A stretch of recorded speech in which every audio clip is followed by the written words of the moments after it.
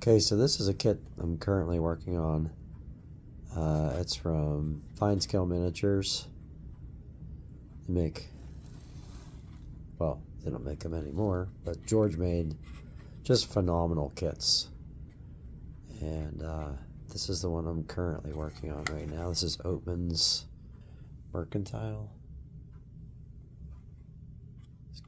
A little elevator here on the side.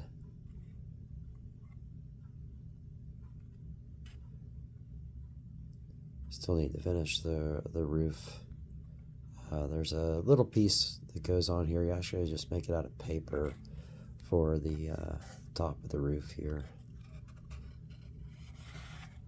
There's the back of the storefront.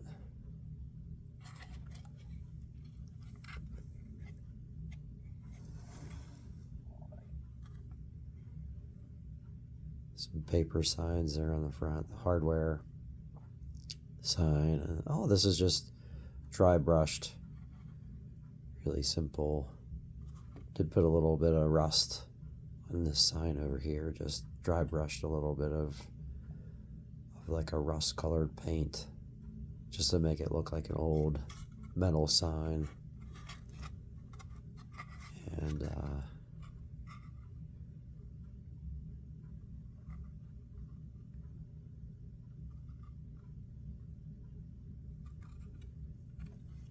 just a really nice kit. What I will say, George's kits can be kind of overwhelming, to be honest. There's a lot of details in place, but you just take your time, follow his directions. So right now, the next portion of the kit that I'm working on actually is a building that goes in the back, and I love these types of buildings. It's just it's made out of cardboard. As you can see right now, it's got a little bit of a shine to it, unfortunately, but that'll go away whenever I dry brush. I have to put the battens on these, so that's what I'm going to do right now. I'm just going to glue up the battens that are going to go on here and make this look like board and batten siding, and really just this is the outside of the one. The back's all braced. George recommends 330 seconds, which he includes with the kit, obviously. Gives you these really nice diagrams of the bracings down here. Here's the battens. The battens are actually marked on the cardboard. It's kind of hard to see in the light, but you can see it on this one. You can see the lines right here. Sets of lines there, and if you forget where the lines are at, they're actually marked on the piece that these got cut out of. But really, just as much as these kits can be really overwhelming, you just got to take it step by step. George puts a lot of really great tips and tricks for painting and weathering, things of that nature, and some of it's changed. He used a lot of flow quill paints. Just so you know, right now I'm using, most of my paints are from Vallejo. This is monocolor. It's natural steel. I got tons of different colors of this stuff. But the Model Air ones are already thinned out. I do use those in an airbrush from time to time. These are, sure, I think Vallejo also makes these. But they're just various paints. I've got different places. And again, that's AV is Air Vallejo. This one's dark brown. I also use this Tan Earth from AK. And here's another Vallejo. It's like that's what I use for my rust color. It's a pretty nice color. And then there's just let's see, black gray. I also just use a straight black. natural steel. Like I said, I've got tons of colors. I'd hate to show you how many paints I've purchased over the years, but also sometimes the dry brush with uses antique white. This one's from Cream Coat. Just came from a hobby store, or you could get it at a craft store. Like, well, you can't go to Joann's anymore, but and I also buy these Americana paints. This is raw umber. I use raw umber a lot.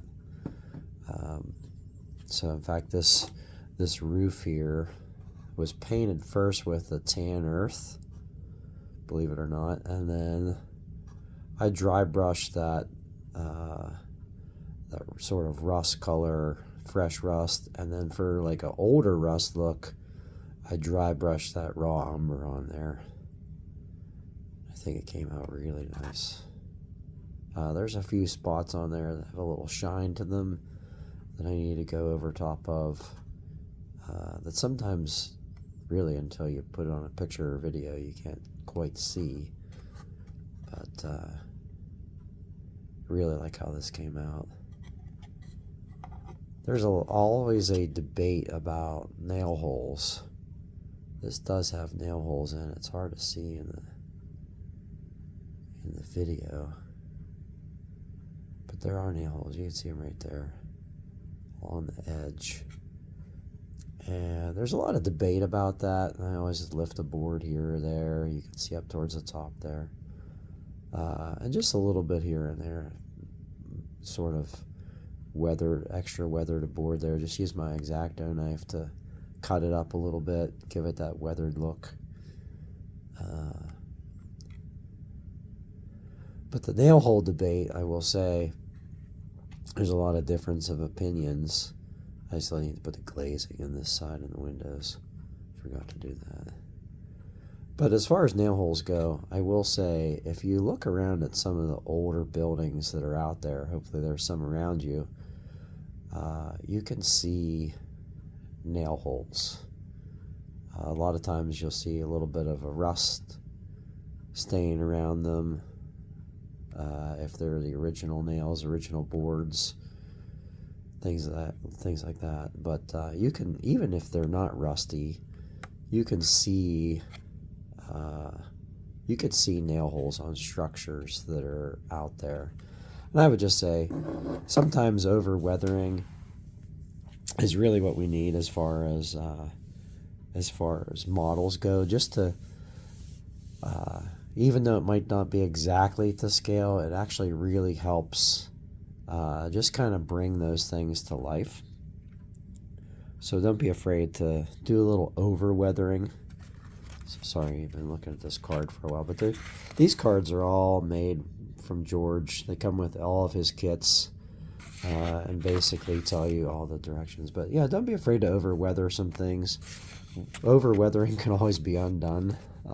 You can always brush back over top of it with something to lighten it up a little bit. You can make it darker. That's what I like about using these paints as opposed to it's one of the reasons I like using these paints as opposed to the old solvent-based paints. A little easier to work with. If you don't like what you see, you can just take a paper towel, a little tiny damp paper towel, and just wipe it off, or paint over top of it, whatever the case might be. I do everything in really light coats. That way, when I cover it up, it doesn't get all gummed up. You can see, like, these are really light coats of paint. And, I mean, you can't tell, but these are really light coats of paint. That's why I like using the Vallejo Air. It's already thinned down. But yeah, just take your time. Don't start on a structure kit like this. In fact, I think I'm going to do a little structure kit here in the near future. That's just a basic kit, probably from Bar Mills or something like that, where I've gotten some of their less expensive kits. They're just like little tiny shacks, little tiny businesses, industry, whatever. And then work your way up to a kit like this, especially one from Fine Scale Miniature that's a little more collectible, I hate to say that because collectible means that people are going to leave it in a box. I highly recommend that you build these kits. I mean, they're just fantastic. They were made to go on your model railroad and really make it unique versus putting a bunch of Walthers kits on. I do use Walthers kits, but I got nothing against them. I just like to use some of these other structure kits to add some interest. That way, when people visit my layout that are in the trains, in the model railroads, they don't say, oh, I have that kit, or, oh, look, that's the Walthers, blah, blah, blah, blah, blah. I like to use a combination of things, scale models. Doug makes some wonderful kits. In fact, he does some smaller kits that, again, I would recommend that you pick up and just work with, do a little, just do some experimentation with. I've built some of Doug's kits. They're just fantastic. But like I said, bar mills, scale models. If you can get your hands on some of the less expensive fine scale miniature kits, the ones that weren't part of the Jewel series, there's a lot of kits out there that you could buy for under $50 that you probably find on eBay or something like that. But just pick up a Craftsman structure kit and mess around with it, and then as your skills get better, build some of these bigger, more complex kits.